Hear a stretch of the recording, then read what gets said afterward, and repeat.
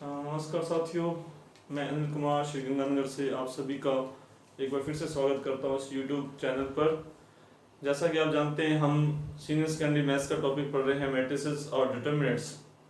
तो इसी सीरीज के अंदर आज हमारा 19वां लेक्चर है और आज का हमारा टॉपिक है दो डिटर्मिनेंट का प्रोडक्ट कैसे किया जाता है और एक डिटर्मिनेंट का डेरिवेटिव और इंटीग्रेशन कैसे किया जाता है और एक मैट्रिक्स का रैंक क्या होता है। तो ज़्यादा जानकारी के लिए आप डिस्क्रिप्शन के अंदर जो टेलीग्राम चैनल का लिंक दिया गया है उसको ज्वाइन कर सकते हैं। तो शुरू करते हैं आज का टॉपिक, सारणिक का गुणा। हाँ जी, तो दो सारणिकों का गुणा कैसे किया जाता है। देखिए, मैट्रिक्स का प्रोडक्ट कैसे किया जाता है, उसकी क्या क्या प्रॉपर्टीज होती है, वो आपको पीछे एक लेक्चर अवेलेबल है जहां से आप देख सकते हैं कि दो मैट्रिक्स का आपस में गुणा कैसे किया जाता है, क्या शर्त होती है और क्या क्या उसकी विशेषताएं हैं। आज का हमारा टॉपिक है सारणिक का गुणा। और हम जानते हैं कि जो डिटर्मिनेंट होती है, जो सारणिक होती है, वो संख्या होती है। तो यदि आप दो सारणिकों का गुणा करने जा रहे हैं तो इसका मतलब एक संख्या का दूसरी संख्या के साथ गुणा करने जा रहे हैं। ठीक है, तो या तो उसकी डिटर्मिनेंट की वैल्यू पता है, फिर तो डायरेक्ट हमें मल्टीप्लिकेशन ही करना है। लेकिन अगर हमें विदाउट उसकी वैल्यू फाइंड आउट किए डायरेक्ट हमें प्रोडक्ट करना है उसका, तो किस तरह से करेंगे वो देखते हैं। एक एग्जांपल लेते हैं कि मान लीजिए हमारे पास एक डिटर्मिनेंट है 1 3 2 5 और एक दूसरी डिटर्मिनेंट है हमारे पास 2 0 3 4। हमें इस डिटर्मिनेंट के साथ गुणा करना है। तो देखिए, इस डिटर्मिनेंट की वैल्यू कितनी है, 5 6 -1। इस डिटर्मिनेंट की वैल्यू -1 है और इस डिटर्मिनेंट की वैल्यू कितनी है, 8 0 8, यानी कि -8। यानी कि इस डिटर्मिनेंट का जो प्रोडक्ट आएगा वो -8 ही आएगा। लेकिन यदि आप इस तरह से अलग अलग फाइंड आउट ना करके इनका मल्टीप्लिकेशन करते हैं, जिस प्रकार से हम मैट्रिसेस मल्टीप्लिकेशन करते थे, उसी प्रकार से यहाँ पर हम डिटर्मिनेंट्स का प्रोडक्ट भी कर सकते हैं। और डिटर्मिनेंट्स का प्रोडक्ट करने के या हमारे पास जो मेथड है यहाँ पर, वो 4 तरीकों से हम कर सकते हैं। रो का कॉलम के साथ, या रो का रो के साथ, या कॉलम का रो के साथ, या कॉलम का कॉलम के साथ। इसका क्या मतलब है उसको समझते हैं।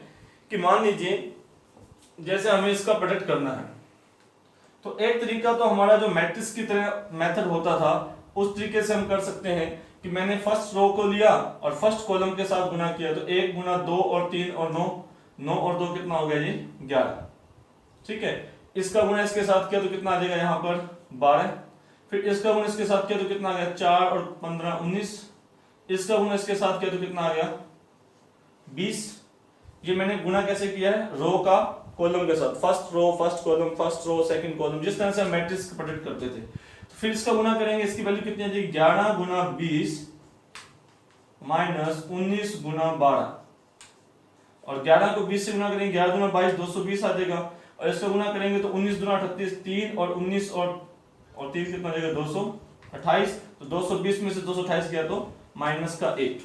यही वैल्यू हमने फाइंड आउट की थी। तो इसमें हमने क्या किया है, रो का कॉलम के साथ। अब क्योंकि हम जानते हैं कि डिटर्मिनेंट के अंदर ट्रांसपोज होता है, उसकी डिटर्मिनेंट की वैल्यू सेम होती है। तो अगर मैंने इसका ट्रांसपोज कर दिया, ये फर्स्ट रो यहां आ जाएगा, तो फिर हम यूं भी कर सकते हैं कि मान लीजिए मैंने 1 3 2 5 इसको तो एज इट इज रखा और इसका ट्रांसपोज कर दिया, तो ये आ जाएगा 2 0 3 4। और इसकी डिटर्मिनेंट की वैल्यू और इसकी डिटर्मिनेंट की वैल्यू सेम होती है, हमने डिटर्मिनेंट्स की प्रॉपर्टीज में पढ़ा था।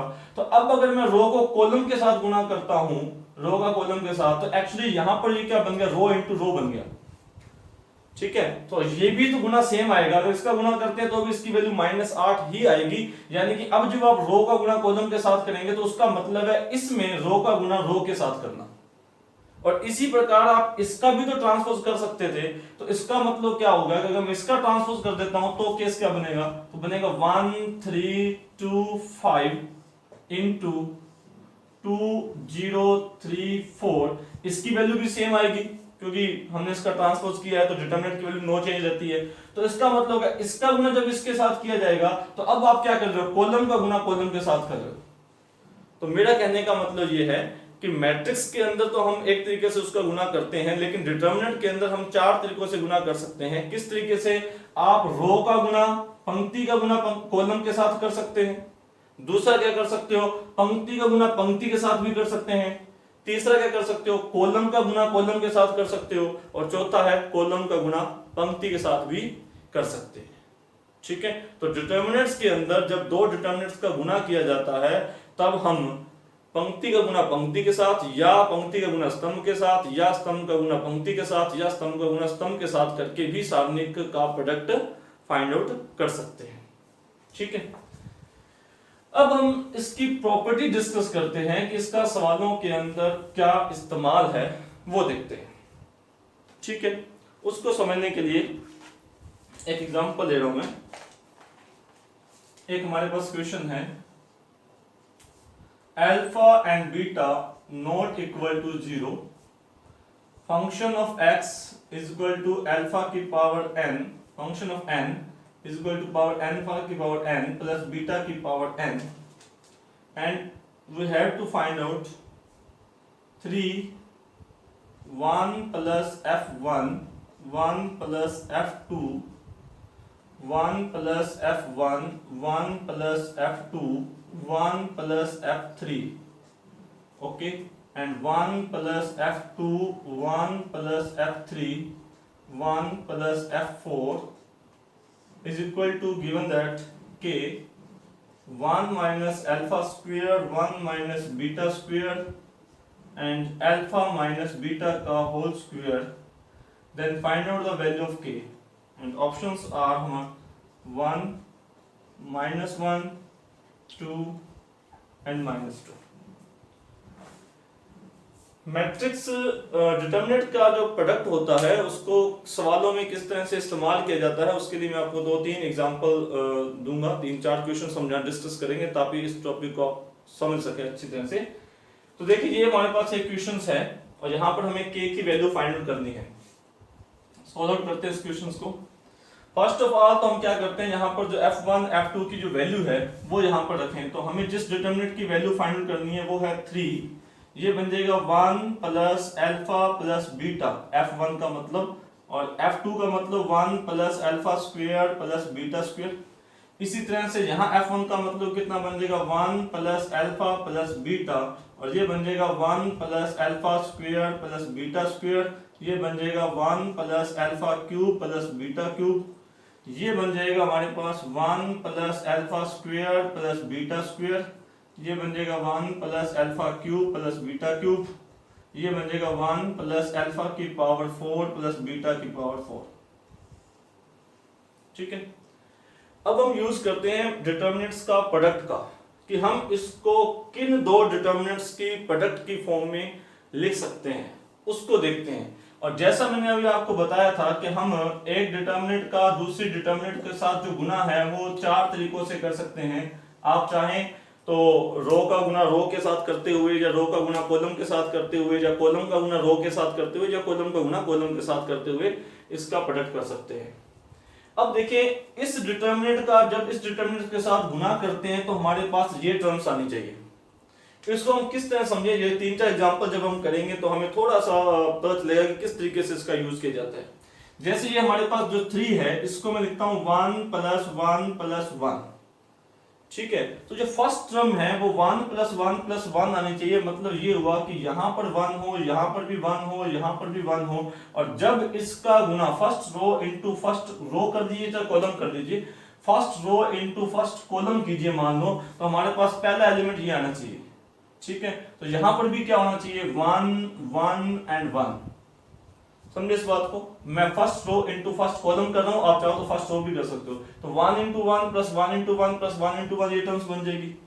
इसी तरह से सेकंड टर्म्स हमारे पास ये होना चाहिए 1 प्लस अल्फा प्लस बीटा। तो 1 का गुना यहाँ किसके साथ होना चाहिए, 1 के साथ होना चाहिए, फिर 1 का गुना किसके साथ होना चाहिए, अल्फा के साथ होना चाहिए, फिर 1 का गुना किसके साथ होना चाहिए, बीटा के साथ होना चाहिए। तो अगर मैं 1 1 1 का गुना इसके साथ करता हूं तो ये टर्म्स मेरे पास बन जाती है। अब इसी तरह से ये टर्म्स होने चाहिए, तो यहाँ पर क्या होना चाहिए, फिर 1 होना चाहिए, यहाँ क्या होना चाहिए, अल्फा स्क्वायर होना चाहिए, और यहाँ पर क्या होना चाहिए, बीटा स्क्वायर होना चाहिए। तो फर्स्ट रो से ही हमें आइडिया हो गया कि ये होना चाहिए, इसका गुना इसके साथ करने पर ही आ जाएगा। अब ठीक इसी तरह से इसका गुना 1 प्लस अल्फा प्लस बीटा मुझे चाहिए, तो जब मैं इसके साथ गुना करूंगा तो यहाँ पर मेरे पास टर्म्स कौन सी होनी चाहिए, यहाँ पर टर्म्स होनी चाहिए मेरे पास 1 अल्फा बीटा। यदि आप इसका गुना इसके साथ करोगे तो सेम आ जाएगा, इसका गुना इसके साथ करोगे तो 1 प्लस अल्फा स्क्वायर पर बीटा स्क्वायर बन जाएगा। दैट इज, इस चीज को आप समझें, अगर आप फर्स्ट रो ही देंगे तो आपको पता चल जाएगा कि यहां पर भी क्या होना चाहिए, इस तरह से होना चाहिए। ठीक है, तो एक एग्जांपल है, अभी 2-3 एग्जांपल जब हम करेंगे तो हमें इसका अप्रोच थोड़ा पता चलेगा। तो जब हम इस डिटरमिनेंट का गुना इस डिटरमिनेंट के साथ करते हैं तो हमारे पास ये जो बन जाएगा, ठीक है, 1 अल्फा बीटा इस तरह से करेंगे। तो आप चेक कर सकते हैं, इसका गुना इसके साथ करेंगे, कॉलम वाइज भी कर सकते हैं, रो वाइज भी कर सकते हैं, जैसा आपको सही लगे। आप इसका गुना इसके साथ करेंगे तो ये सेम बन जाता है। अब क्योंकि ये दोनों डिटरमिनेंट सेम है, आप अगर ये रो का गुना रो के साथ करते हो तो ये फर्स्ट रो बन जाता है, second row same row, third row, ये दोनों ही डिटरमिनेंट जो है वो सेम है, चाहे आप इसका ट्रांसपोज कर सकते हैं डिटरमिनेंट्स की प्रॉपर्टी लगाते हुए। ठीक है, और इसकी जो वैल्यू होती है, एक डिटरमिनेंट की वैल्यू, जब हमने स्टैंडर्ड डिटरमिनेंट्स पढ़ी थी, 4 प्रकार की स्पेशल डिटरमिनेंट्स होती हैं, 4-5 प्रकार की। एक क्लास, स्पेशल क्लास हमारी शायद लेक्चर नंबर 12 था वो, जिसके अंदर हमने स्पेशल इसको डिस्कस करा था। तो इस डिटरमिनेंट की वैल्यू कितनी, ये दोनों डिटरमिनेंट की वैल्यू सेम है। ठीक है, ये डिटरमिनेंट्स की प्रॉपर्टी है, लास्ट लेक्चर आपको बताए जा चुके हैं ये ट्रांसपोज करने के बाद। ये दोनों डिटरमिनेंट सेम है, तो एक डिटरमिनेंट की वैल्यू कितनी होती है, वो हमारे पास वैल्यू आ जाएगी 1 minus alpha, alpha minus beta and beta minus 1। जिस तरह से होता है a minus B, B minus C minus A, ये आपको पहले बताया जा चुका है। दोनों डिटरमिनेंट की वैल्यू सेम है, इसलिए इसका स्क्वायर हो जाएगा। तो 1 माइनस अल्फा का स्क्वायर, अल्फा माइनस बीटा का स्क्वायर, बीटा माइनस गामा का स्क्वायर। और यदि आप इसका इसके साथ कंपैरिजन करते हैं तो ये k की वैल्यू कितनी होनी चाहिए, फिर यहाँ पर 1। ओके, तो ये इसका आंसर है, k की वैल्यू कितनी है, 1। तो ये जो डिटरमिनेंट्स है ये एक्चुअली इसके इक्वल है, k का मान 1 है। और अच्छी तरह से समझने के लिए हम 2-3 और क्वेश्चंस करते हैं ताकि आप इस अप्रोच को समझ पाए, जो डिटरमिनेंट्स का प्रोडक्ट है उसको आप समझ पाए। देखते हैं, एक और क्वेश्चन है हमारे पास। क्वेश्चन है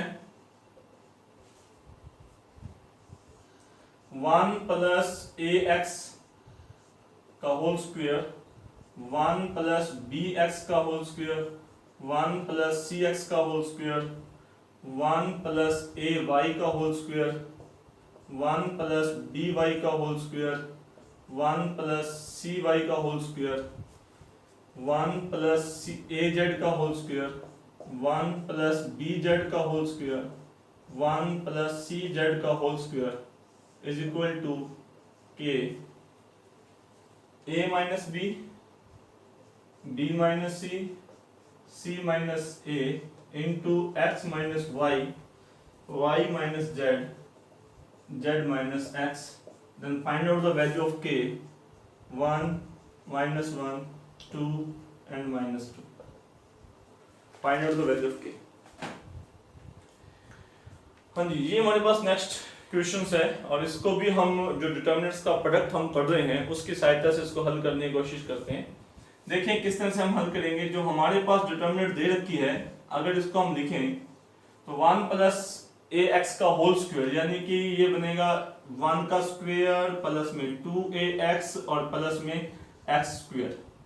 इसी तरह से 1 में बनेगा 1 प्लस 2bx प्लस x का स्क्वायर, 1 प्लस 2cx प्लस में x का स्क्वायर, 1 प्लस 2ay प्लस में y का स्क्वायर, 1 प्लस 2az प्लस में z का स्क्वायर एंड सो ऑन। आप समझिए यहाँ पर टर्म्स कौन सी आएंगी, इक्वल टू। ठीक है, तो इसको लिख लीजिए। अब देखें, ठीक उसी प्रकार से अब हम इस डिटरमिनेंट को दो डिटरमिनेंट्स के प्रोडक्ट की फॉर्म में लिखते हैं। अगर हम इसको दो डिटरमिनेंट्स के प्रोडक्ट की फॉर्म में लिखते हैं तो मुझे ये टर्म्स चाहिए। तो मैं थोड़ा सा बेसिक, थोड़ा सा आईक्यू, थोड़ा सा जो हमारा सिमेट्रिक होती है उन चीजों का इस्तेमाल करके इसको लिखने की कोशिश करूंगा कि मेरे पास यहाँ पर 1 चाहिए और फिर 2ax चाहिए, फिर x स्क्वायर चाहिए। तो दो डिटरमिनेंट्स कौन कौन सी हो सकती है। मान लो मैंने यहाँ तो लिख दिया 1 और यहाँ पर लिख दिया कि 1 का गुना 1 के साथ हो जाए।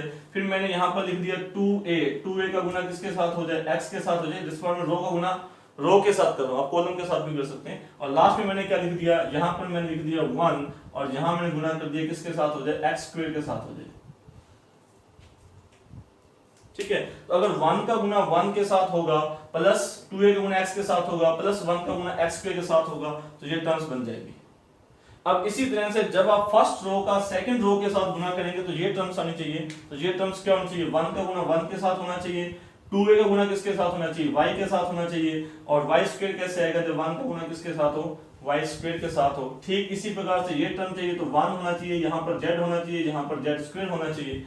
और ठीक प्रकार से जिस प्रकार से ये रो बनी है तो यहाँ पर नेक्स्ट क्या होना चाहिए, 1 होना चाहिए, यहाँ पर कितना होना चाहिए 2b होना चाहिए, और यहाँ पर कितना होना चाहिए हमारे पास, यहाँ पर हमारे पास आएगा a square x square, I am sorry, यहाँ पर आएगा a स्क्वायर एक्स स्क्वायर, यहाँ पर आएगा b स्क्वायर एक्स स्क्वायर, यहाँ पर हमारे पास आएगा c स्क्वायर एक्स स्क्वायर, यहाँ पर हमारे पास आएगा a स्क्वायर वाई स्क्वायर, यहाँ पर हमारे पास आएगा a square Z square, I am sorry. ठीक है, तो फिर यहाँ पर a स्क्वायर एक्स स्क्वायर होना चाहिए, तो यहाँ क्या होना चाहिए a स्क्वायर, यहाँ पर क्या होना चाहिए b स्क्वायर, और यहाँ पर क्या होना चाहिए 1 2c, और यहाँ पर क्या होना चाहिए 2c और c स्क्वायर।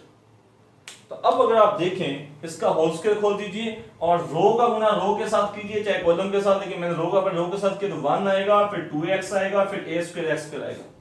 फिर ये टर्म चाहिए तो इसका गुना इसके साथ करोगे तो 1 आएगा, 2a आएगा, फिर a स्क्वायर वाई स्क्वायर आएगा। तो इस डिटर्मिनेंट को इन दो डिटर्मिनेंट्स के प्रोडक्ट के फॉर्म में आसानी से लिखा जा सकता है।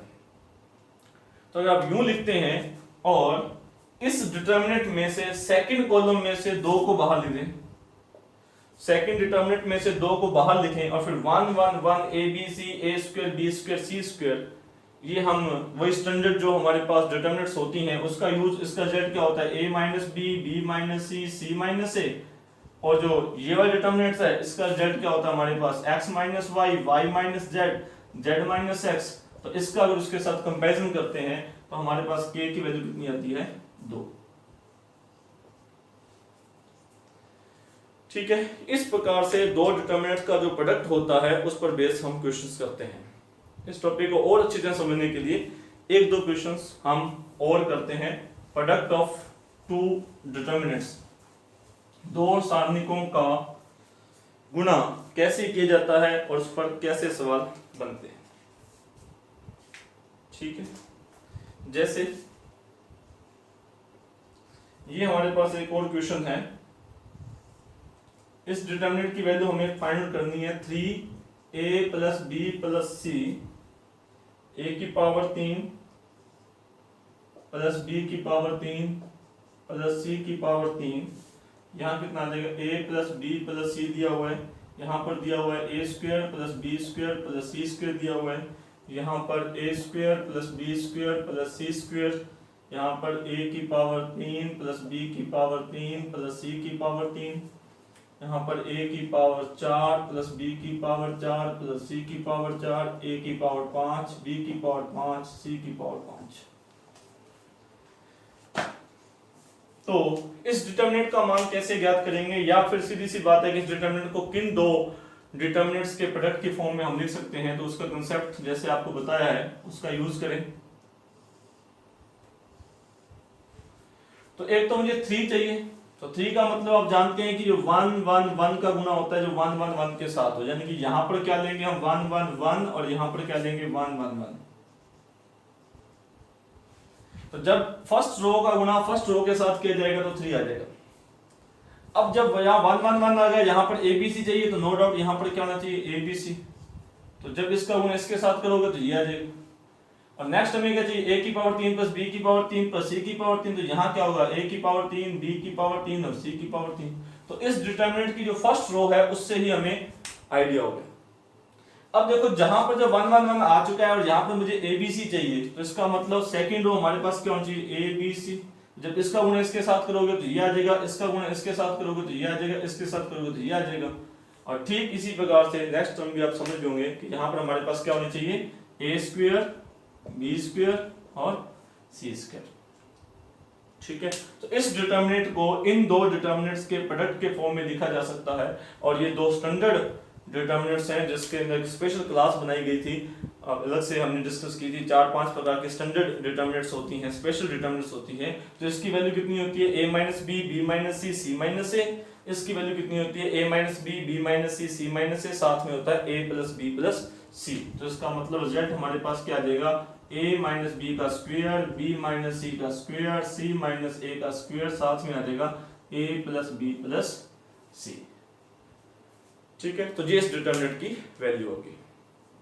और समथिंग समझने के लिए एक क्वेश्चन और करते हैं, एक दो क्वेश्चंस और डिस्कस करते हैं।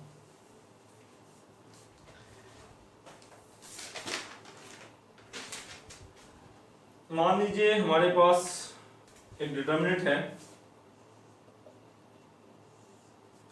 a1 p1 plus b1 q1, a2 p1 plus b2 q1, a3 p1 plus b3 q1, साथ में है a1 p2 plus b1 q2, a2 p2 b2 q2 और a3 p2 प्लस में b3 q2।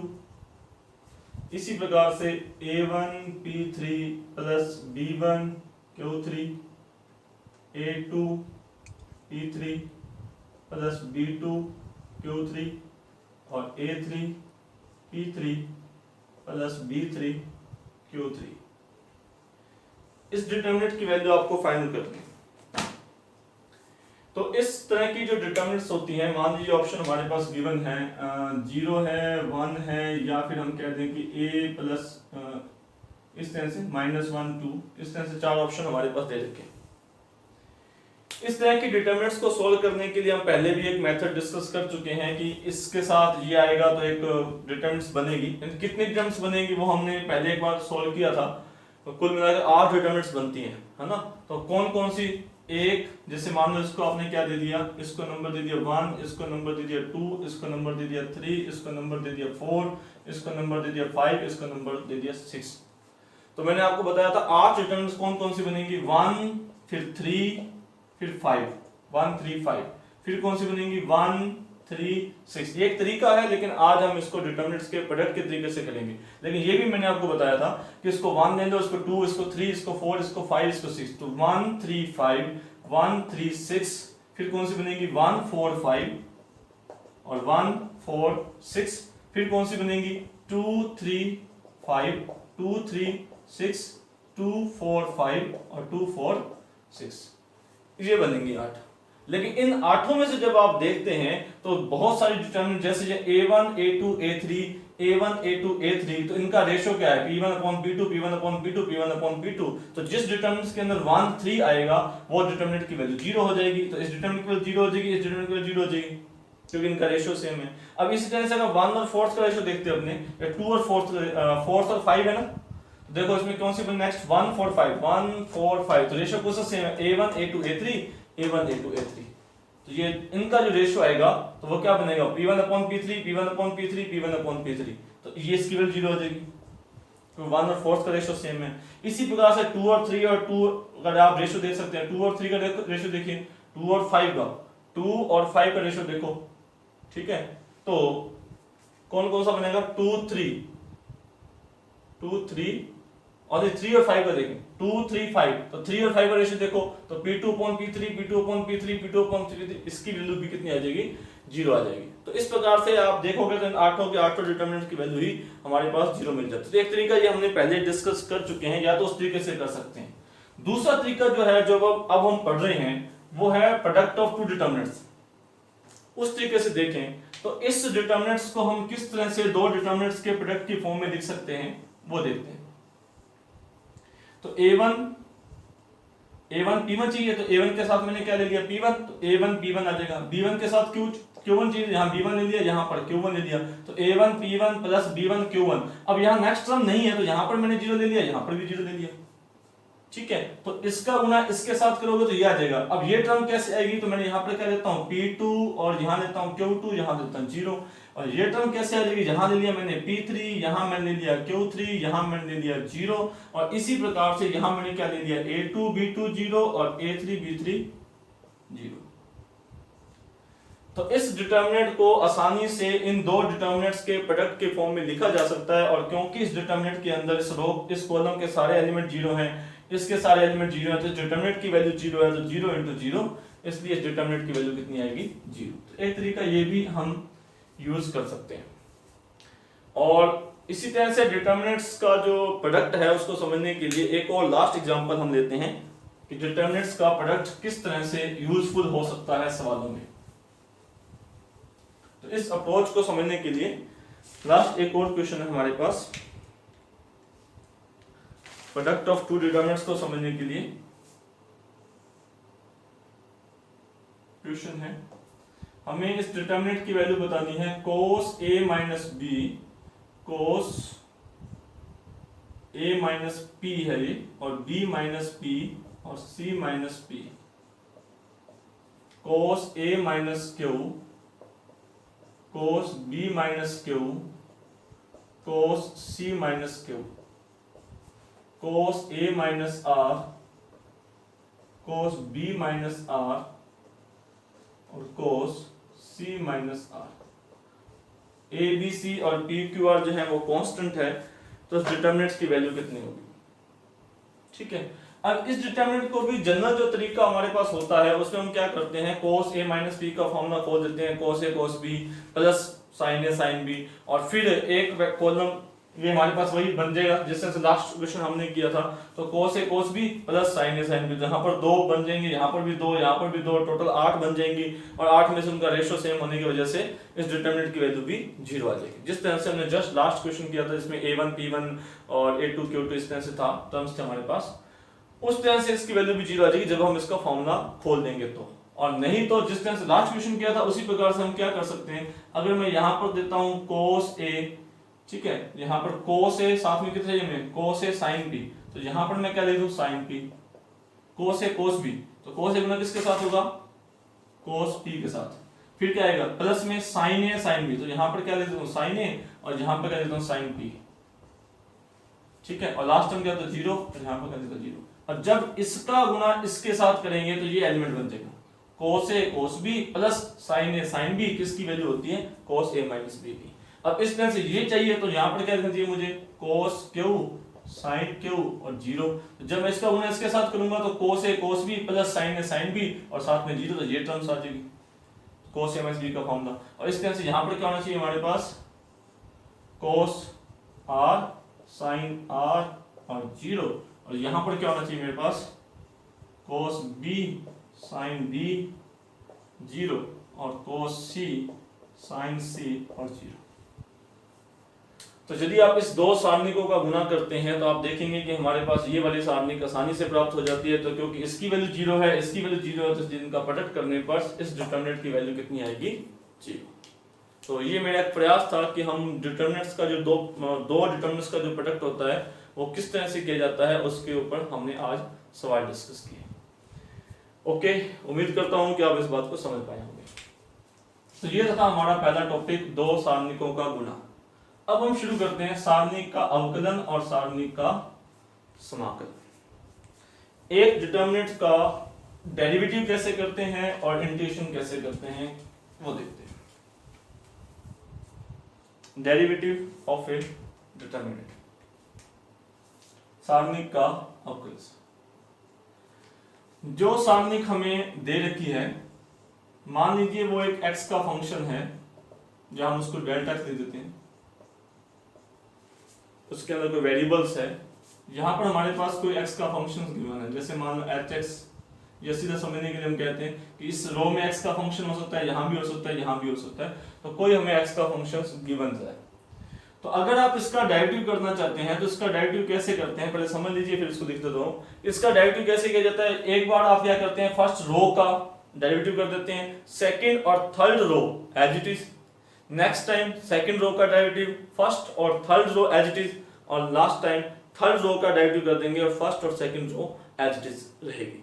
ठीक है, यानी कि इसको शॉर्ट में समझना चाहें तो अगर मैं इसको यूं कहता हूं कि ये पहली रो है, ये दूसरी रो है और ये तीसरी रो है, तीसरी पंक्ति है, तो अगर आप इस डिटरमिनेंट का डेरिवेटिव करना चाहते हैं तो एक बार आप क्या कीजिए, फर्स्ट रो का डेरिवेटिव कर दीजिए, सेकंड और थर्ड एज इट इज, फिर नेक्स्ट टाइम प्लस, ये फर्स्ट डिटर्मिनेंट बन जाएगी। फिर नेक्स्ट टाइम आप क्या कीजिए, सेकंड का डेरिवेटिव कर दीजिए x के विद रिस्पेक्ट टू, और फर्स्ट और थर्ड एज इट इज। फिर नेक्स्ट टाइम क्या कीजिए, आप थर्ड का डेरिवेटिव कर दीजिए और फर्स्ट और सेकंड एज इट इज। तो यदि कोई डिटर्मिनेंट्स ऐसी है जो x के अंदर पॉलिनोमियल्स है, x के अंदर फंक्शन है, x का फंक्शन का डेरिवेटिव है और हमें फंक्शन वाला एक डिटर्मिनेंट है और मुझे उसका डेरिवेटिव करना है, तो उसका मेथड ये है कि आप 1 बाई 1 तीनों रो का x के विद रिस्पेक्ट टू डेरिवेटिव कर सकते हैं। पहले बार फर्स्ट का कर दोगे तो सेकंड और थर्ड एज इट इज रहेगी, अगर आप सेकंड का कर रहे हो तो फर्स्ट और थर्ड एज इट इज रहेगी, अगर थर्ड का कर रहे हो तो फर्स्ट और सेकंड एज इट इज रहेगी। एक बार मैंने फर्स्ट का कर दिया, ये दोनों सेम है, सेकंड कर दिया, ये दोनों सेम है, थर्ड कर दिया तो ये दोनों सेम है। ये इसका मेथड है। हाँ, अगर आप चाहें तो आप कॉलम के विद रिस्पेक्ट टू भी डेरिवेटिव कर सकते हैं। मतलब अगर आपके पास कॉलम वाली, हम कॉलम के विद रिस्पेक्ट टू डिस्कस करना चाहते हैं तो हम यूं भी कह सकते हैं कि इसका डेरिवेटिव क्या होगा, एक बार आपने फर्स्ट कॉलम का डेरिवेटिव कर दिया, सेकंड और थर्ड एज इट इज, फिर प्लस आ जाएगा, फिर आपने सेकंड का डेरिवेटिव कर दिया और फर्स्ट और थर्ड एज इट इज, और फिर आपने थर्ड का डेरिवेटिव कर दिया फर्स्ट और सेकंड एज इट इज। ठीक है, तो जरूरी नहीं कि आप डिटर्मिनेंट्स का डेरिवेटिव करते वक्त रो का ही डेरिवेटिव करें, आप चाहें तो कॉलम का डेरिवेटिव भी कर सकते हैं। अगर आप फर्स्ट कॉलम का डेरिवेटिव कर रहे हो तो सेकंड और थर्ड एज इट इज रहेगा, सेकंड का कर रहे हो तो फर्स्ट और थर्ड एज इट इज रहेंगे, थर्ड का कर रहे हो तो फर्स्ट और सेकंड एज इट इज रहेंगे। अगर कोई डिटर्मिनेंट ऐसी है जिसके अंदर मान लीजिए पहली रो के अंदर ही x का फंक्शन है और सेकंड और थर्ड कांस्टेंट वाली है, तो फिर वो इजी रहेगा कि जब सेकंड और थर्ड रो के डेरिवेटिव की बारी आएगी तो 0 0 हो जाएगा, तो हमें सिर्फ फर्स्ट रो का ही डेरिवेटिव करना पड़ेगा। तो एक डिटर्मिनेंट्स का डेरिवेटिव कैसे करते हैं उसको समझाया, अब हम इस पर सवाल करते हैं ताकि ये टॉपिक हमें अच्छी तरह से समझ आ जाए। ठीक है, तो देखते हैं questions. Derivative of a determinant. Question है हमारे पास क्वेश्चन नंबर 36, पेज नंबर 34।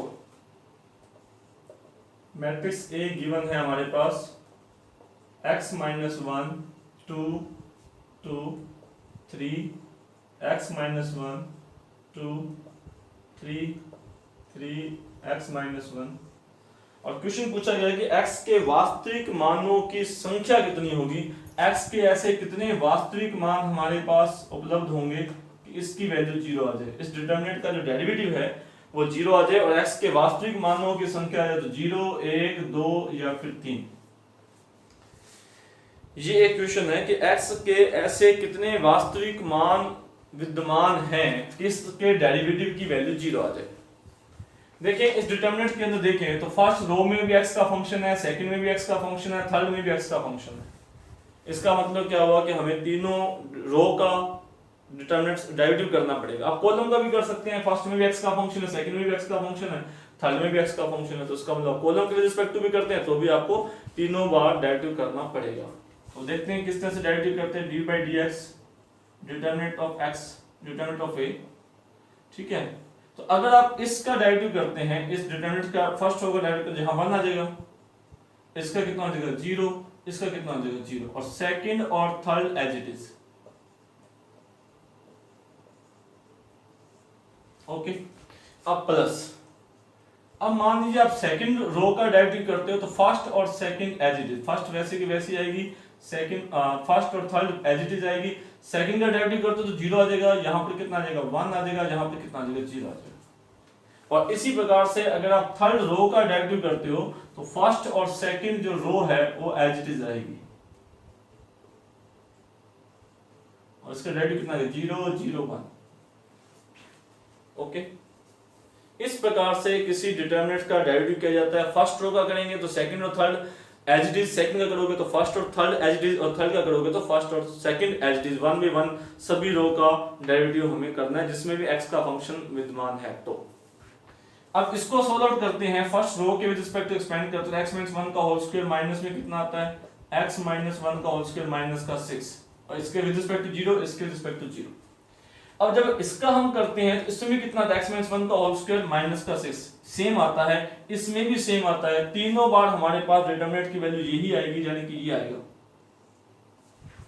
और हम चाहते हैं कि इसको इक्वल टू 0 आ जाए और फिर वहां से x के कितने रियल वैल्यूज पॉसिबल हैं वो हमें देखना है। तो अगर मैं इसको इक्वल टू 0 करता हूं, जो हमें 0 गिवन है, तो जहां से x के कितने मान संभव हैं, तो no doubt x minus one का स्क्वायर इक्वल टू कितना आ जाएगा, 6 आ जाएगा। ठीक है, तो यहां से कितने मान हम ले सकते हैं, 2 वैल्यूज। कौन कौन सी वैल्यूज आएंगी ये हमारा क्वेश्चन नहीं है, हमारा क्वेश्चन ये था कि x के कितने वास्तविक मानों की संख्या बतानी है जो इसको संतुष्ट करती हो। कौन से मान, ये नहीं, कितने वास्तविक मान, तो कितने, 2। ठीक है, यहां से दोनों ही क्या आएंगी, रियल वैल्यूज आएंगी।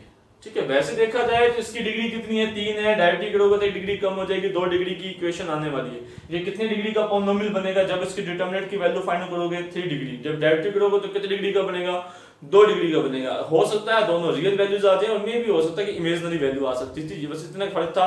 हाँ, रूट इसके 2 ही होंगे, तो इसके 2 ही रूट हैं, दोनों के दोनों रूट्स क्या आएंगे, रियल रूट्स आएंगे। नेक्स्ट एक और क्वेश्चंस डेरिवेटिव समझने के लिए, डिटरमिनेंट्स का डेरिवेटिव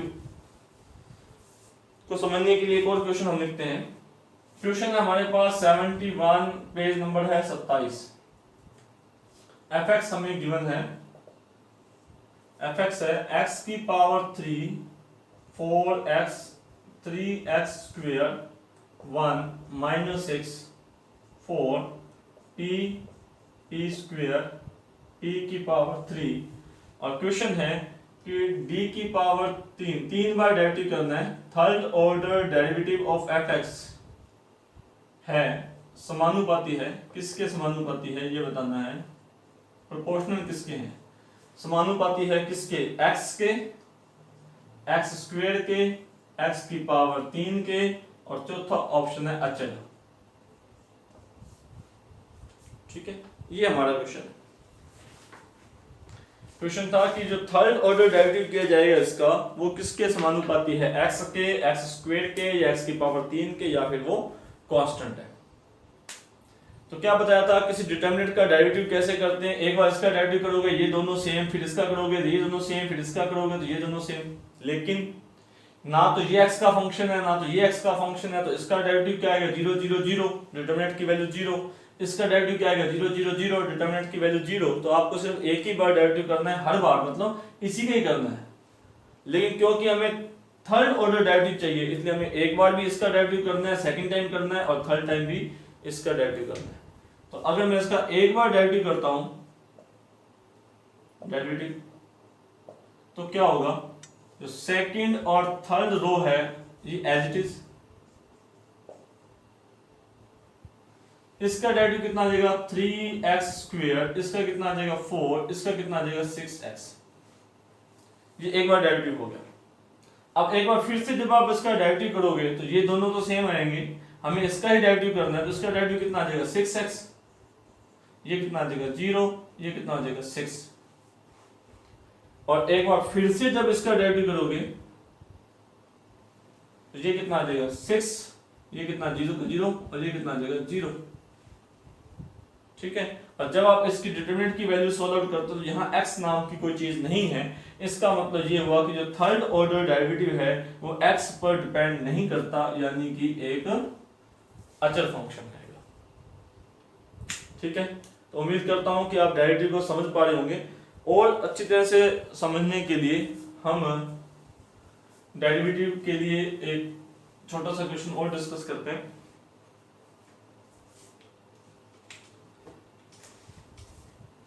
देखें,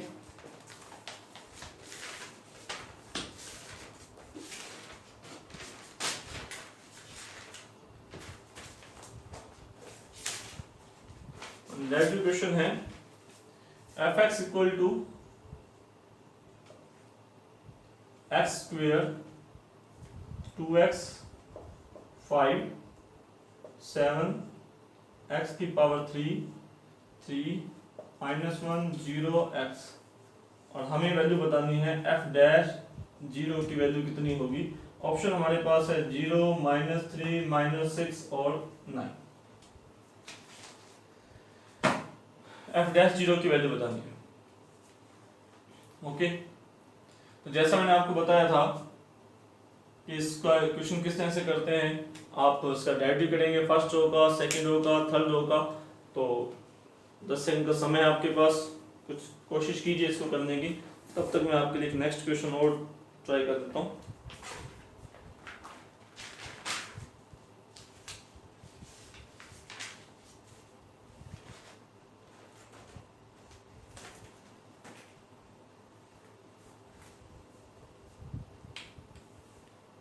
हाँ जी, तो ये क्वेश्चन कैसे सॉल्व करेंगे, तो डायरेक्टिव करना है इसका D by D x F dash x. पहले फर्स्ट रो का कर दीजिए, कितना आ जाएगा 2x 2 0। सेकेंड और third row as it is बस। फिर सेकेंड का कर दीजिए, फर्स्ट रो और third row as it is. इसका डायरेक्टिव कितना आ जाएगा 0 3x स्क्वेयर, ये कितना आ जाएगा 0 प्लस। अब क्या करें, थर्ड का डायरेक्टिव कर दीजिए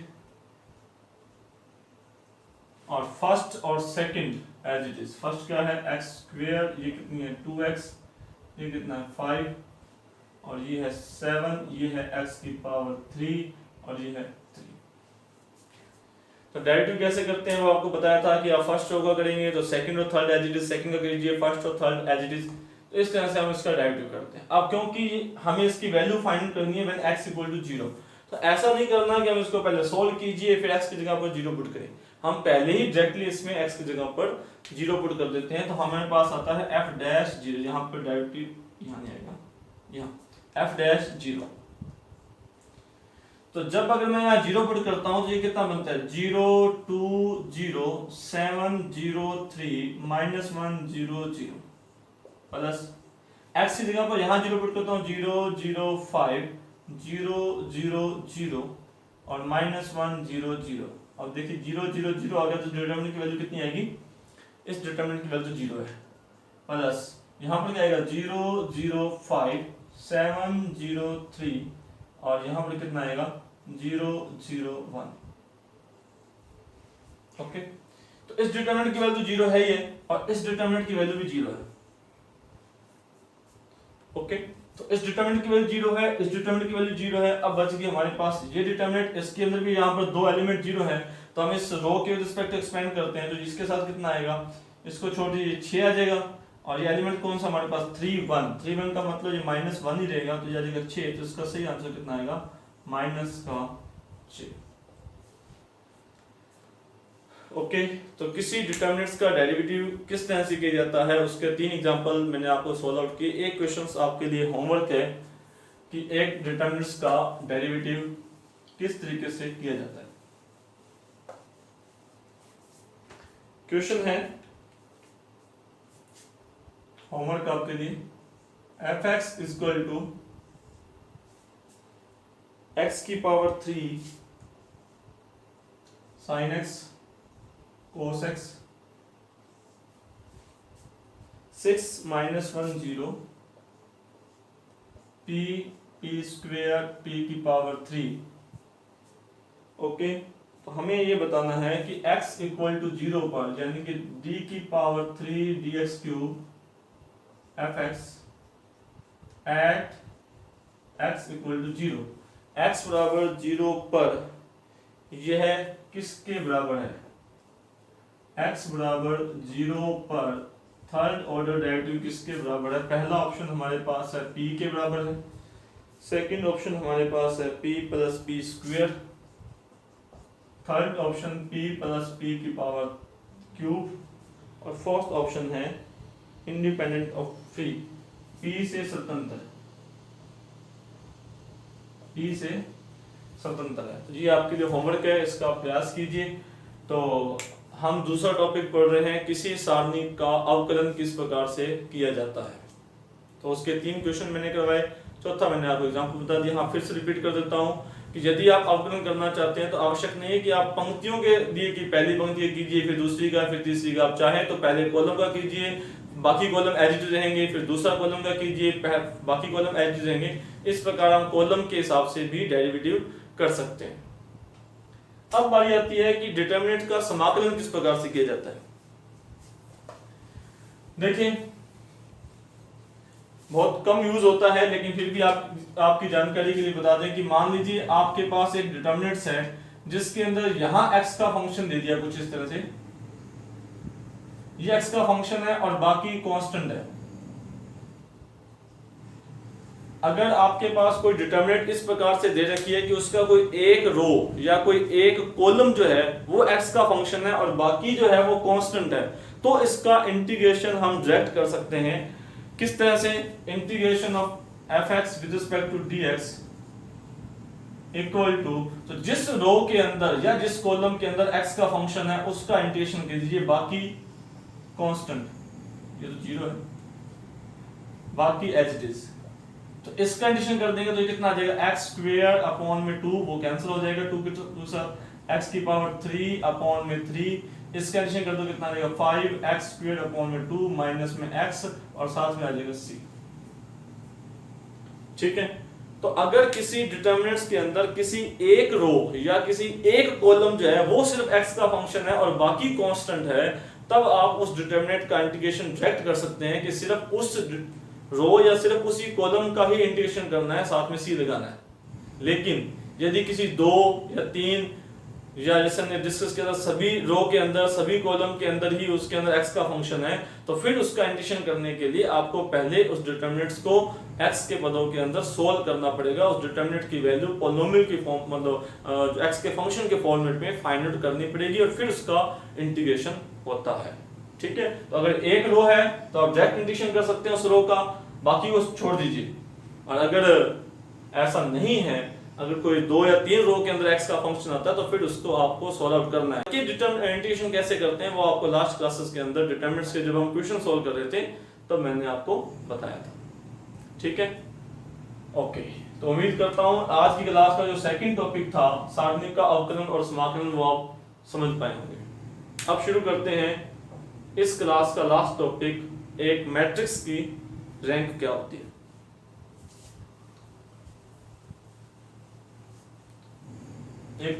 तो आज की क्लास का अपना लास्ट टॉपिक है कि एक मैट्रिक्स की रैंक क्या होती है। तो देखते हैं रैंक की क्या डेफिनेशन है, उसको एग्जांपल्स की सहायता से आपको किसी मैट्रिक्स की रैंक के बारे में बताएंगे। तो रैंक किसे कहते हैं, रैंक की डेफिनेशन क्या है, a positive number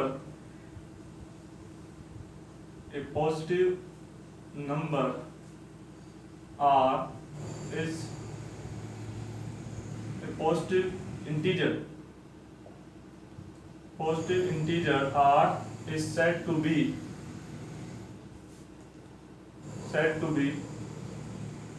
rank of a matrix A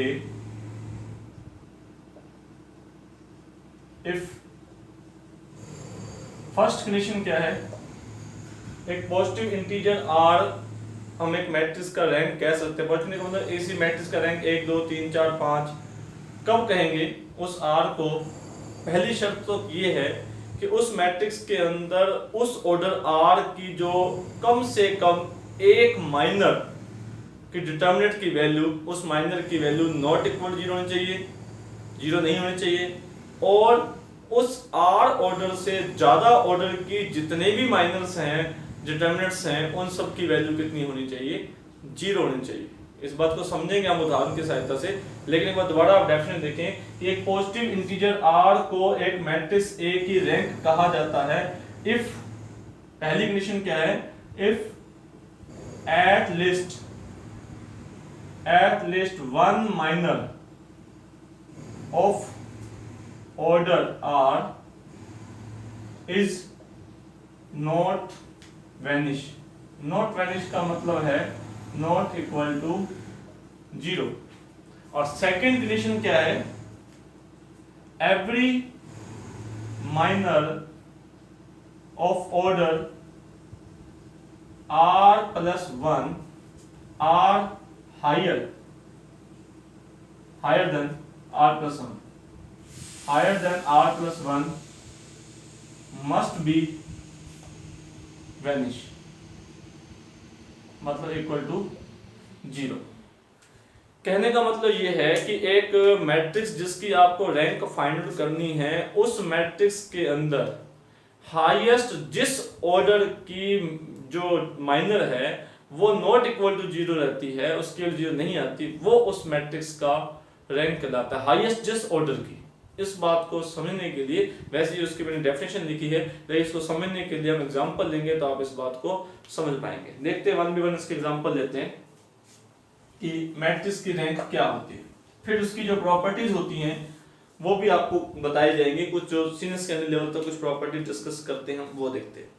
जैसे मान लीजिए हमारे पास एक मैट्रिक्स है,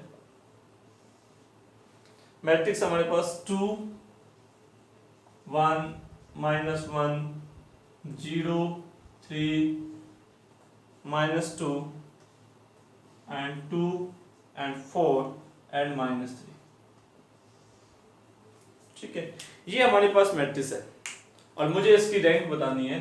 तो फर्स्ट ऑफ ऑल हम इसकी डिटरमिनेंट्स की वैल्यू फाइंड आउट करते हैं कि वो कितनी आती है, किस ऑर्डर की जो डिटरमिनेंट है माइनर है वो नॉट इक्वल टू 0 रहती है, वो आपको बताया जाएगा। ठीक है, फिर वैसे मैट्रिक्स का रैंक फाइंड आउट करने के 4 तरीके होते हैं। डिटरमिनेंट मेथड है, चाहे वो आपका एक्लोहोम मेथड है, चाहे वो और जो हमारे पास मेथड होते हैं हम उस चीज का इस्तेमाल करते हैं, है ना, वो बताया जाएगा वो। लेकिन फिलहाल जैसे ये है तो हमारे पास मैट्रिक्स का ऑर्डर कितना है, 3 into 3। तो फर्स्ट ऑफ ऑल तो ये है कि इसके अंदर कोई भी आप माइनर लेंगे तो उसका ऑर्डर क्या हो सकता है, हाईएस्ट तो 3 हो सकता है। मतलब अगर इस डिटरमिनेंट की वैल्यू ही नॉट इक्वल टू 0 आ जाए तो फिर 3 गुना 3 ऑर्डर की हाईएस्ट ऑर्डर की जो डिटरमिनेंट है वही नॉट इक्वल टू 0 आ जाती है, तो फिर इसका रैंक 3 हो जाता है। ठीक है, अगर इसका डिटरमिनेंट की वैल्यू 0 आ जाती है तो फिर इसका रैंक 3 नहीं है, 3 से कम है। यानी कि अगर इसका ऑर्डर 3 है तो हम सबसे पहले इस खुद की डिटरमिनेंट की वैल्यू चेकआउट करते हैं कि क्या इसकी खुद की डिटरमिनेंट की वैल्यू 0 आती है या नहीं आती है। अगर इसकी वैल्यू ही नॉट इक्वल टू 0 आती है तो इसका मतलब फिर इसका रैंक हो जाएगा 3। ठीक है, जैसे मान लीजिए आपने यह -1 की जगह पर ले लिया 1, तो हम इसकी वैल्यू फाइंड आउट करते हैं डिटरमिनेंट की। डिटरमिनेंट्स बना लीजिए यहाँ पर, और मैंने तो वैसे इसी को सॉल्व कर दिया। ठीक है, सार्स मेथड से मैंने तो मैट्रिक्स से डिटरमिनेंट बना दी। अगर मैं इसकी डिटरमिनेंट की वैल्यू चेक करता हूं तो कितनी आती है, 2 3 6 और -18। ठीक है, ये कितना आता है, -4 और ये कितना आता है 0। इसमें से क्या घटाना है आपको, 6। ये कितना है, 4 दूनी 8 दूनी 16, -16 और ये कितना है 0।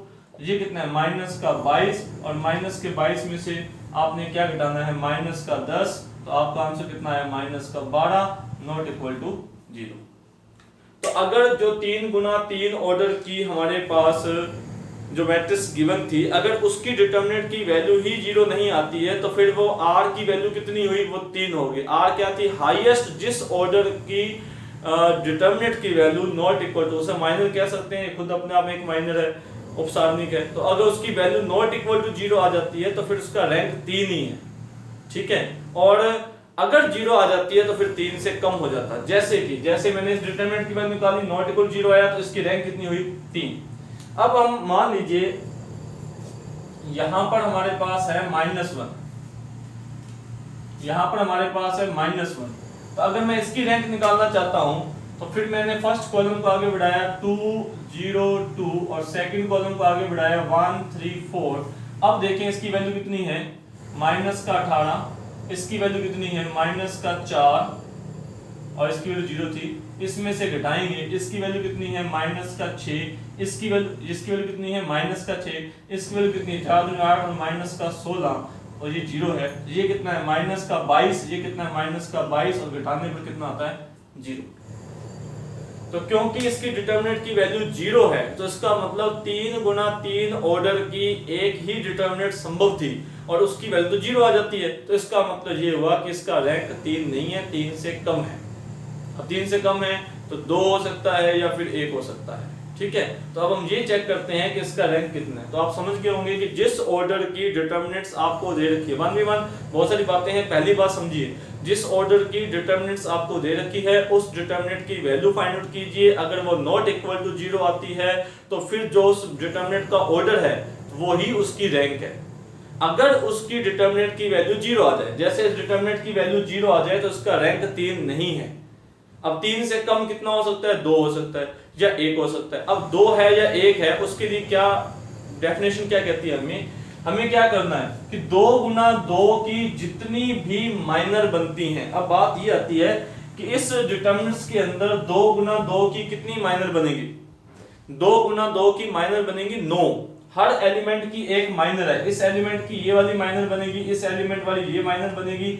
हर एलिमेंट का एक माइनर होता है, कोफैक्टर होता है। ये आपको पिछले क्लासेस में लेक्चर्स के अंदर बताया जा चुका है। अब 9 एलिमेंट है तो 9 माइनस बनेंगी। उन 9 माइनस में से 9 उपसारणिक में से अगर एक भी नॉट 0 आती है, एक भी माइनर की वैल्यू नॉट इक्वल टू 0 आती है, तो फिर इसकी डिटर्मिनेंट्स की इस जो इसकी रैंक हो जाएगी वो 2 हो जाएगी। यानी कि आपको ये नहीं चेक करना कि कोई इसमें से कुछ 0 आ जाए, आपको ये नॉन जीरो कौन सी आती है। देखो वैसे तो ये भी नॉन जीरो है, 6 आ गया। अब एक ही नॉन जीरो आ गई तो हमें पता चल गया रैंक कितनी है? 2 है। वैसे इसको चेक करो, ये भी नॉट जीरो है, ये भी नॉट जीरो है। हमें तो एक भी चाहिए। 9 में से अगर एक भी माइनर की डिटर्मिनेंट्स की वैल्यू, माइनर की वैल्यू नॉट इक्वल टू 0 आ जाता है तो उसकी रैंक हो जाती है 2। और अगर सभी की 0 आ जाती है तो फिर रैंक कितनी हो जाती? 1। ठीक है, तो अब बात, पहली बात मैंने आपको बताई अभी। पहली बात ये है कि जो उसका रैंक है उस ऑर्डर की माइनर नॉट इक्वल टू 0 होनी चाहिए, और उसके हाईएस्ट ऑर्डर की जितनी भी माइनर्स हैं, जितने डिटर्मिनेंट्स हैं, वो सब 0 होने चाहिए। तो मैंने कहा कि इसका रैंक 2 है क्योंकि 2 गुना 2 की तो मेरे पास कितनी ही ऐसी माइनर है जो नॉट इक्वल 0। जैसे ये कितनी है? ये माइनस का 6 है, तो नॉट इक्वल 0 है। और इससे बड़ी कौन सी है? 3 गुना 3, और 3 गुना 3 की डिटर्मिनेंट की वैल्यू कितनी है? वो 0 है। तो इसका रैंक कितना हुआ? 2 हुआ। तो ये जो मेथड है रैंक फाइंड आउट करने का, जो मैंने आपको बताया है, ये वाला मेथड हम इसको डेफिनेशन वाला मेथड भी कह सकते हैं, डिटरमिनेंट्स मेथड भी कह सकते हैं, कि किसी मैट्रिक्स का रैंक फाइंड आउट करने का ये डिटरमिनेंट मेथड है। तो रैंक क्या होता है इसको और समझने के लिए एक और एग्जांपल लेते हैं। ठीक है, मान लीजिए हमें एक मैट्रिक्स है जिसका रैंक फाइंड आउट करना है। वो है 1 2 3 1 2 4 6 2 1 2 3 2। इसका ऑर्डर कितना है? 3 गुना 4। अब दूसरी बात, पहली बात तो आपने क्या देखा कि अगर कोई स्क्वायर मैट्रिक्स है तो उसकी रैंक क्या होती है। तो हम उस स्क्वायर मैट्रिक्स की डिटरमिनेंट्स की वैल्यू फाइंड आउट कर लेते हैं। अगर स्क्वायर मैट्रिक्स की डिटरमिनेंट्स की वैल्यू नॉट इक्वल टू 0 आ जाती है तो जो उस स्क्वायर मैट्रिक्स का रैंक ऑर्डर होता है वो ही उसकी रैंक हो जाती है।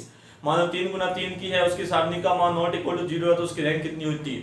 अगर मान लो उसकी सारणी का मान 0 आ जाता है तो हम क्या करते हैं, 2 गुना 2 की 9 उप सारणिकें बनती हैं, उसमें से कोई एक भी अगर नॉट इक्वल टू 0 हो जाता है तो उसकी रैंक हो जाती है 2। अगर 9 की 9 उप सारणिकों का मान 0 हो जाता है तो उसकी रैंक हो जाती है 1। ये तो पहली बात हुई। अब दूसरी बात आपको ये बताई जा रही है कि अगर आपके पास जो मैट्रिक्स है वो रेक्टेंगुलर है, अगर वो स्क्वायर मैट्रिक्स नहीं है, जैसे मान लीजिए ये वाली हमारे पास एक मैट्रिक्स है, इसकी रैंक, इसका ऑर्डर क्या है? 3 गुना 4। तो अब हमें क्या करना है? 3 गुना 4 के अंदर सारणिकें देखनी है। हाईएस्ट ऑर्डर की कौन सी सारणिकें हो सकती हैं? हाईएस्ट ऑर्डर 4 गुना 4 के सारणिक तो संभव नहीं है फिलहाल। तो 3 गुना 4 के अंदर 3 गुना 4 वाली सारणिकें बन सकती हैं। तो 3 गुना 4 वाली कितनी सारणिक बन सकती हैं? 3 गुना 4 वाली इसमें 4 सारणिक बनेंगी। कौन कौन सी? जैसे मान लीजिए आपने ये वाला कॉलम छोड़ दिया तो ये वाला बन गया। पहला कॉलम छोड़ोगे एक सारणिक बनेगी, दूसरा कॉलम छोड़ दोगे दूसरी बन जाएगी, तीसरा कॉलम छोड़ दोगे तो तीसरी बन जाएगी, चौथा कॉलम छोड़ दोगे तो चौथी 4 बन जाएगी। यानी कि आप इस कॉलम को छोड़ेंगे एक बन गई, इसको छोड़ दिया ये दूसरी बन गई, इसको छोड़ दिया तीसरी बन गई, इसको छोड़ दिया चौथी बन गई। मतलब कुल मिलाकर 4 सारणिकें बन सकती हैं जिसका ऑर्डर होगा 3 गुना 3। उन चारों में से अगर एक की वैल्यू भी नॉट इक्वल टू 0 आ जाती है तो उसका रैंक हो जाएगा 3। और अगर उन चारों की चारों सारणिकों का मान ही 0 आ जाता है तो फिर हम क्या चेक करेंगे? हम 2 गुना 2 वाली उप सारणिकें चेक करेंगे। जैसे ये कितना है? 4 माइनस 4, ये 0 बन रहा है। ये क्या है? 12 में से 12, ये 0 बन रहा है। ये क्या है? 6 में से 6, 0 बन रहा है। फिर ये देखा 4 में से 4 गया, 0 बन रहा है। ये क्या है? 12 में से 12 गया, 0 बन गया। ये क्या है? 12 में से 6 गया, नॉट इक्वल 0 बन रहा है। ठीक है, मैं 2 गुना 2 की बात कर रहा हूं। तो ये 12 में से 6 गया तो 6 बन रहा है नॉट इक्वल 0, मतलब 2 तो इसका रैंक पक्का ही है। लेकिन एक आपके लिए होमवर्क क्या है कि आप 4 सारणिकों का मान ज्ञात करेंगे। पहले 3 गुना 3 वाली कौन सी, जब आपने पहला कॉलम छोड़ दिया ये सारणिक बनी, जब आपने दूसरा कॉलम छोड़ दिया ये वाली सारणिक बनी, जब आपने तीसरा कॉलम छोड़ा ये वाली सारणिक बनी, जब आपने चौथा कॉलम छोड़ा तो ये वाली सारणिक बनी। अगर उन चारों सारणिकों में से पहली, दूसरी, तीसरी, चौथी कोई सी भी एक ऐसी एक सारणिक बन जाती है जिसका मान नॉट इक्वल टू 0 आ जाता है तो उसका रैंक हो जाएगा 3। और अगर मान लो चारों के चारों सारणिकों का मान ही 0 हो जाता है तब हम 2 गुना 2 की बात करते हैं। और 2 गुना 2 की ऐसी नहीं कि देखो ये 0 बन गया जी रैंक 2 नहीं हो सकता, ऐसी नहीं, जितनी भी संभव है अगर उनमें से एक का मान भी नॉट इक्वल टू 0 आ गया तो उसकी रैंक हो जाएगी 2। जैसे ये वाले देखो 6 गुना 2 12 और 12 में 6 गया 6, नॉट इक्वल 0, रैंक 2 तो पक्का ही है, 2 से ज्यादा हो सकता है, 3 आपके लिए आपने चेक करना है कि 3 है या नहीं है। ओके, तो इसमें क्या हुआ, अगर किसी मैट्रिक्स का rank order m into n है तो जो उसका रैंक होता है रैंक ऑफ ए, जिसे हम किस प्रकार से लिखते हैं, इस तरह से डिनोट करते हैं, rank of A equal to कितना हो सकता है, अगर उसका ऑर्डर m इंटू n है तो less than r equal to, या तो उससे भी छोटा होगा या उसके बराबर होगा। किसके बराबर होगा, मिनिमम m, n। इन 3 और 4 में से मान लो 3 गुना 4 है तो मिनिमम कितना हुआ 3, या तो 3 और 4 में से जो छोटा है, 3 और 4 में से भी छोटा है, या तो उसके बराबर होगा या उससे छोटा होगा। मतलब अगर आपके पास जो ये मैट्रिक्स है 3 गुना 4 वाली जो मैंने ली है तो इसका रैंक क्या हो सकता है, हाईएस्ट 3 हो सकता है, 3 से ज्यादा नहीं हो सकता, क्योंकि इसमें सारणिक बनी 3 गुना 3 की सकती है, 3 से ज्यादा बन सकती है। तो 3 और 4 में जो भी छोटा है, ऐसा नहीं 4 के बराबर तो कतई नहीं हो सकता, 3 और 4 में जो छोटा है मिनिमम है, हाँ उसके बराबर हो सकता है या फिर उससे भी कम हो सकता है। तो rank of any rectangular matrix m into n, अगर m इंटू n की है तो जो उसका रैंक होता है वो उसका जो 3 और 4 जो उसका ऑर्डर है जो भी है उसमें से जो मिनिमम है हाँ उसके बराबर हो सकता है या फिर उससे भी कम हो सकता है। ठीक है, ये बात हमने यहां से देखी। अब किसी मैट्रिक्स का रैंक फाइंड आउट करने के जो अलग अलग मेथड है, जो हम खास करके बीएससी के अंदर जो लीनियर अलजेब्रा बीएससी एमएससी में पढ़ते हैं तब हम उसके अंदर यूज करते हैं। जैसे कि किसी मैट्रिक्स का रैंक क्या होता है, उसके अंदर नंबर्स ऑफ इंडिपेंडेंट रो, उस मैट्रिक्स के अंदर कितनी इंडिपेंडेंट रो है, linearly independent, linear independent, linear dependent, BSc MSc में हम पढ़ते हैं। ठीक है, तो जो रो वेक्टर बोल सकते हैं हम उसको, कि उस मैट्रिक्स के अंदर जो रो वेक्टर है, जो पहली रो है, दूसरी रो है, तीसरी रो है, चौथी रो है, जिसको मैं रो वेक्टर बोल रहा हूं, तो कितने लीनियरली इंडिपेंडेंट रो वेक्टर है या कितने लीनियरली इंडिपेंडेंट कॉलम वेक्टर है, वो उसकी रैंक होती है। ये हम पढ़ते हैं जब हम बीएससी एमएससी के अंदर लीनियर अलजेब्रा पढ़ते हैं। और तब वहां पर हम रैंक फाइंड आउट करने का दूसरा जो मेथड पढ़ते हैं वो होता है एनक्लोम मेथड। ठीक है, वो कहता है कि जो अपर ट्रायंगुलर जो मैट्रिक्स होती है, अपर ट्रायंगुलर मैट्रिक्स होती है, उसके अंदर जितनी नॉन जीरो रो होती हैं वो उस मैट्रिक्स का रैंक होता है।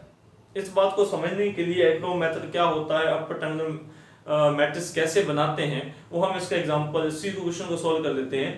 तो एक प्रॉपर्टी और है रैंक की, वो ये है कि अगर किसी मैट्रिक्स के अंदर हम जो एलिमेंट्री ट्रांसफॉर्मेशन होते हैं, जो रूपांतरण हम लगाते हैं एलिमेंट्री, वो लगाएं तो जो उसकी रैंक है वो चेंज नहीं होती। तो ये बातें जो मैं आपको बता रहा हूँ, इस बातों को सबको समझने के लिए ये इंडिपेंडेंट रो वेक्टर क्या होता है, एनक्लोम मेथड क्या होता है और एलिमेंट्री ट्रांसफॉर्मेशंस क्या होती हैं, उसको समझने के लिए एग्जांपल देते हैं। और उससे आपको याद आ जाएगा कि बीएससी एमएससी में आपने इस बात को किस तरह से पढ़ा था। उसमें हम क्या करते होते थे कि यहाँ पर 1 बनाते हैं, फिर उसके लिए 0 बनाते हैं, फिर उसके लिए 0 बनाते हैं, इस प्रकार से हम बनाते हैं। वैसे भी इसका रैंक 3 से ज्यादा हो नहीं सकता। ठीक है, तो एलिमेंट्री मेथड लगाते वक्त हम क्या करते हैं, यहां 0 बनाते हैं, फर्स्ट रो तो वैसे की वैसे 1 2 3 1। ठीक है, अब यहां 0 बनाने के लिए हम क्या करते हैं, हम सेकंड रो में से फर्स्ट रो का दुगना घटा देते हैं, second row minus first row का डबल। इसको 2 से गुना किया, इसमें से घटाया, 0 आ गया। इसको 2 से गुना किया, इसमें से घटाया, 0 आ गया। इसको 2 से गुना किया, इसमें से घटाया, 0 आ गया। इसको 2 से गुना किया, इसमें से घटाया, 0 आ गया। ठीक है, अब यहाँ पर तो एक ही है, तो इसको सीधे एक में से घटा दिया, तो सीधा घटाएंगे, मतलब थर्ड रो में से फर्स्ट रो घटा दिया, तो 1 - 1 0, इसमें से घटाया 0, इसमें से ये घटाया 0, इसमें से ये घटाया, तो कितना आ जाएगा 1। ठीक है, तो जो सेकंड डेफिनेशन मैंने आपको रैंक की बताई थी, तो जो भी उसका तरीका है वो ये है कि किसी मैट्रिक्स के अंदर लीनियरली इंडिपेंडेंट कितने रो वेक्टर होते हैं, कितने रो वेक्टर हैं जो लीनियरली इंडिपेंडेंट है। तो इसमें देखो ये 0 0 0 है और ये लीनियरली डिपेंडेंट है। लीनियर जियोमेट्री में हम पढ़ते हैं कि अगर किसी भी वेक्टर के सेट के अंदर 0 वेक्टर इंक्लूड हो जाता है तो वो लीनियरली डिपेंडेंट हो जाता है। तो ये खुद लीनियर डिपेंडेंट है, तो फर्स्ट और सेकंड सिर्फ 2 ही हैं, इसका मतलब इसकी रैंक कितनी है 2। और इससे ये भी पता चलता है कि जब आप 4 डिटरमिनेंट जब बनाएंगे, जो मैंने आपको बताया था फर्स्ट कॉलम को छोड़कर, सेकंड कॉलम को छोड़कर, थर्ड कॉलम को छोड़कर या फोर्थ कॉलम को छोड़कर, तो उन चारों की चारों डिटरमिनेंट्स जो बनती है 3 गुना 3 की, उन सब की वैल्यू 0 आती है, तो इसकी रैंक कितनी है 2। तो फिर से बता रहा हूं, ये मैट्रिक्स क्या है 3 गुना 4 की, तो 3 गुना 4 का मतलब क्या, उसकी रैंक 3 से ज्यादा नहीं हो सकती। अब आपको क्या करना है, 3 ऑर्डर वाली जितनी भी डिटरमिनेंट्स हैं सब उसकी सबकी वैल्यू फाइंड करनी है। कितनी बनेंगी, 4 बनेंगी। अगर उनमें से एक भी नॉट 0 आ जाती है तो उसकी रैंक 3 हो जाएगी। लेकिन हम देखेंगे कि चारों के चारों डिटरमिनेंट्स की वैल्यू 0 आ जाती है। फिर हम क्या देखते हैं, 2 गुना 2 वाली। अब 2 गुना 2 वाली आप देखो, ये भी 0 है, ये भी 0 है, ये भी 0 है, लेकिन ये वाली नॉट 0 है।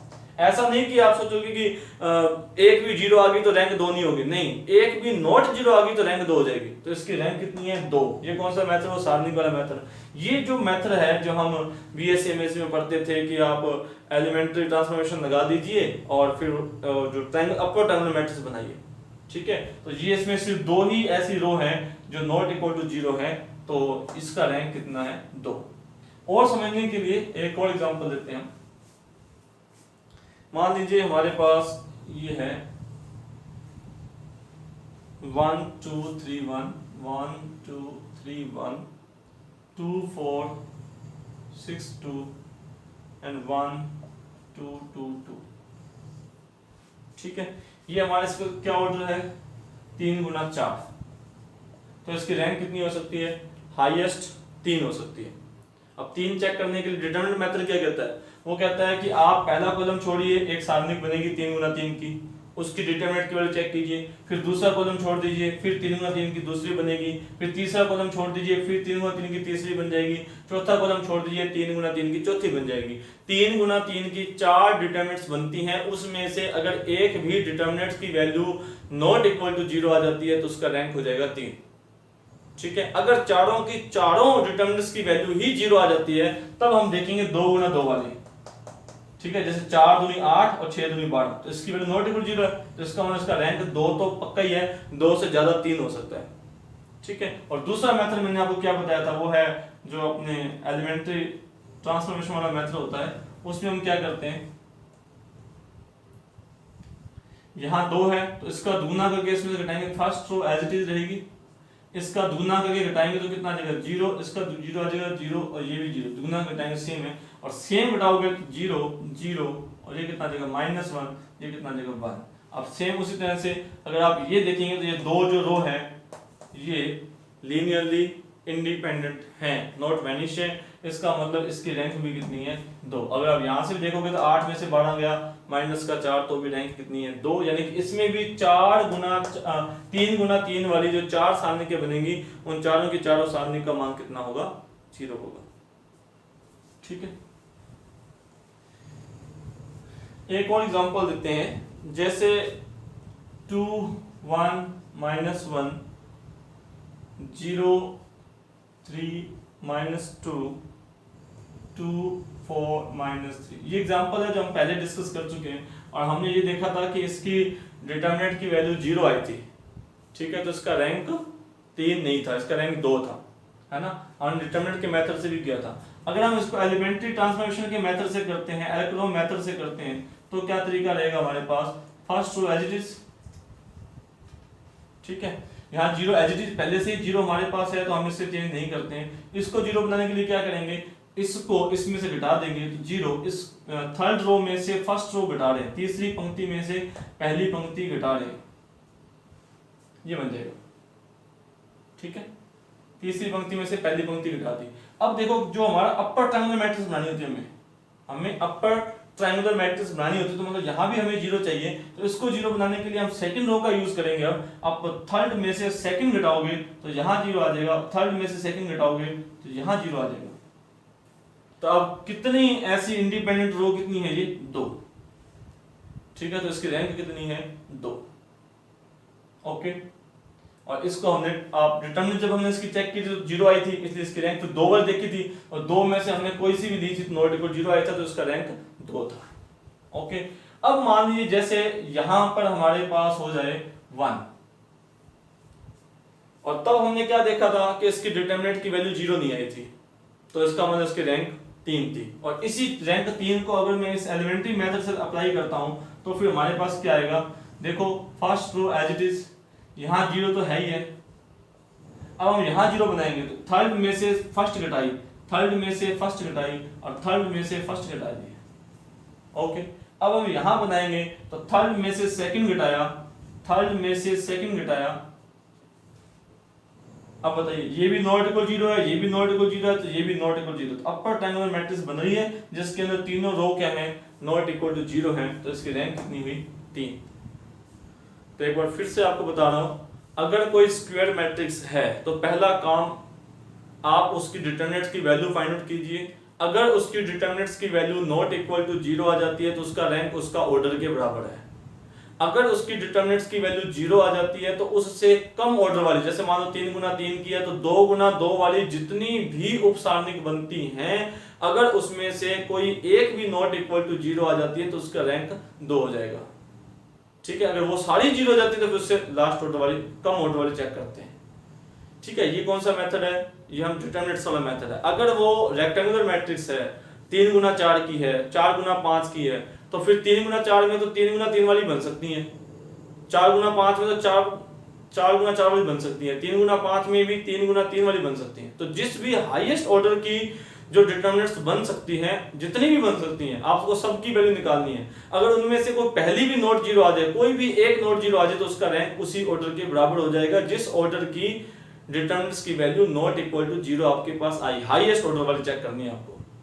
अगर वो 0 हो जाती है तो फिर उससे कम ऑर्डर वाली जितनी भी बन सकती है उसमें से एक भी अगर नॉट इक्वल टू 0 आ जाती है तो उसका रैंक वो बन जाएगा।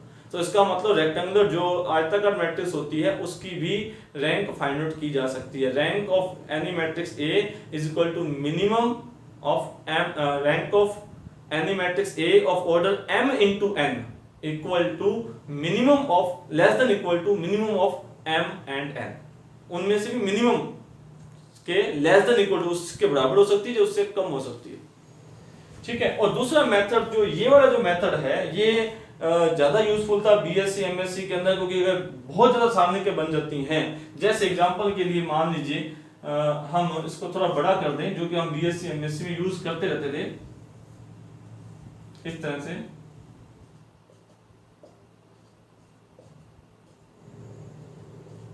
इस तरह से तो फिर अगर आप 4 गुना 4 ऑर्डर वाली सारणी के निकालते हैं तो 5 सारणी के बनती हैं, और 4 गुना 4 ऑर्डर वाली 5 सारणिकों का मान ज्ञात करना इतना आसान नहीं होता है, इसलिए फिर हम इस मेथड का इस्तेमाल करते हैं। इसमें हम एक अपर ट्रायंगुलर मैट्रिक्स बनाते हैं, और अगर फिर जितनी उसके अंदर नॉट वैनिश रो है वो उसका रैंक हो जाता है, चाहे वो कॉलम कह दीजिए रो कह दीजिए ना, दैट इज नॉट वैनिश रो, यानी कि लीनियरली इंडिपेंडेंट रो जो होती हैं, जो लीनियरली इंडिपेंडेंट जो वेक्टर्स होते हैं, वो उस मैट्रिक्स का रैंक होता है। ये एक्लोम मेथड है। ठीक है, अब कुछ एक प्रॉपर्टीज हैं रैंक की, वो मैं आपको बता देता हूं।